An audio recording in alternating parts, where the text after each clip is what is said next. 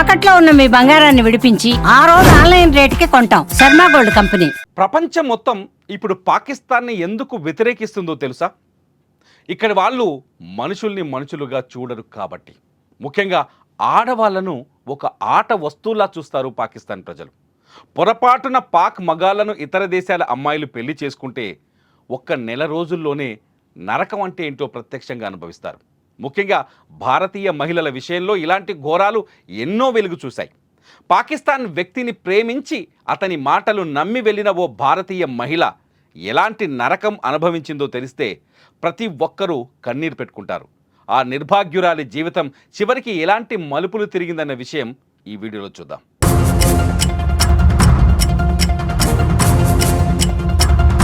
ఉజ్మా అహ్మద్ ఒక భారతీయ మహిళ.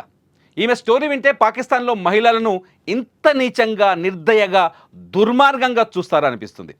ప్రేమించిన వాడిని నమ్మి వెళ్ళినందుకు పాకిస్తాన్లో ఓ మహిళ పడ్డ కష్టాలు ఏంటి? ఆమె భారతదేశానికి తిరిగి రావడానికి భారత దౌత్యవేత్త జేపీ సింగ్, అప్పటి విదేశాంగ మంత్రి సుష్మా స్వరాజ్ చేసిన కృషి ఏంటి? అమృత్సర్ సమీపంలోని వాఘా సరిహద్దు ద్వారా సురక్షితంగా స్వదేశానికి ఎలా చేరుకున్నదో అన్న విషయం గురించి తెలిస్తే ఎవరి గుండెైనా బరువెక్కిపోతుంది.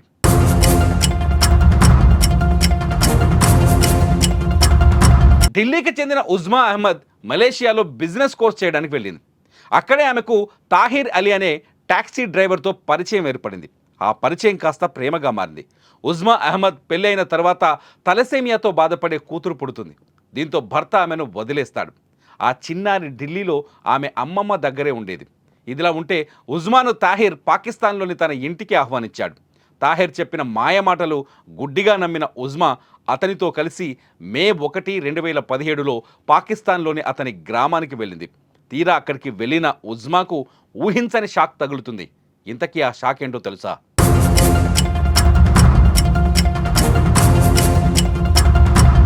తాహిర్ అలీకి అప్పటికే పెళ్ళై 4 పిల్లల తండ్రి అని తెలుసుకొని ఉజ్మా మైండ్ బ్లాక్ అయింది.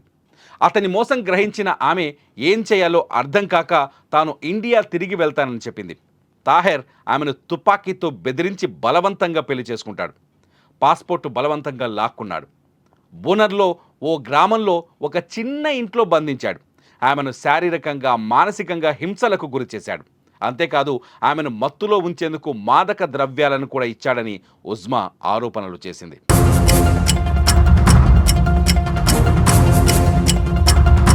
ఉజ్మా కొన్నాళ్ల పాటు నరకం అనుభవించిన తర్వాత తప్పించుకోవడానికి ఓ పథకం వేసింది.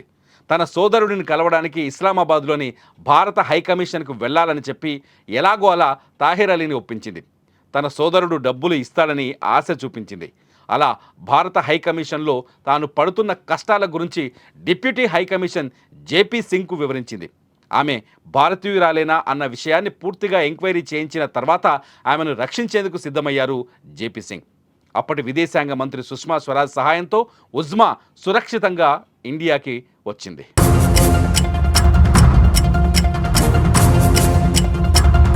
తాహిర్ నుంచి విముక్తి కోసం ఉజ్మా ఇస్లామాబాద్ హైకోర్టులో పిటిషన్ దాఖలు చేసింది.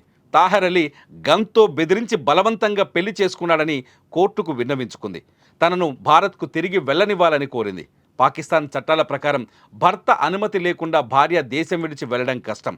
కానీ భారత రాయబార కార్యాలయం సుష్మా స్వరాజ్ జోక్యంతో కోర్టు ఆమె అభ్యర్థనను మన్నించింది. 2017 మే 25న ఉజ్మా వాఘా సరిహద్దు ద్వారా భారత్కు తిరిగొచ్చింది. ప్రస్తుతం ఆమె ఢిల్లీలోని బ్రహ్మపురిలో ఫలక్ అనే బ్యూటీ సెలూన్ నడుపుతోంది. ఆమె తన కుమార్తెతో ఇప్పుడు సంతోషంగా జీవిస్తోంది.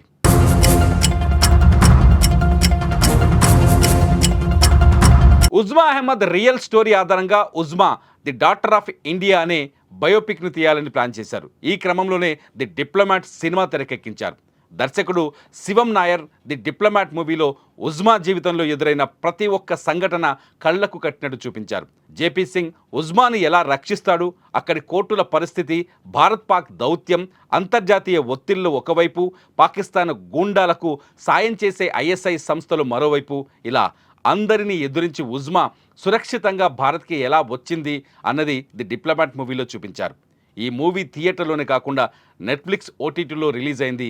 భారత దౌత్యవేత్త జేపీ సింగ్ పాత్రలో జాన్ అబ్రహం, ఉజ్మా అహ్మద్ పాత్రలో సాదియా ఖతీబ్ అద్భుతంగా నటించారు. ఉజ్మా జీవిత కథ చూసిన తర్వాత పాకిస్తాన్లో మనుషుల పరిస్థితిపై మీరేమనుకుంటున్నారు?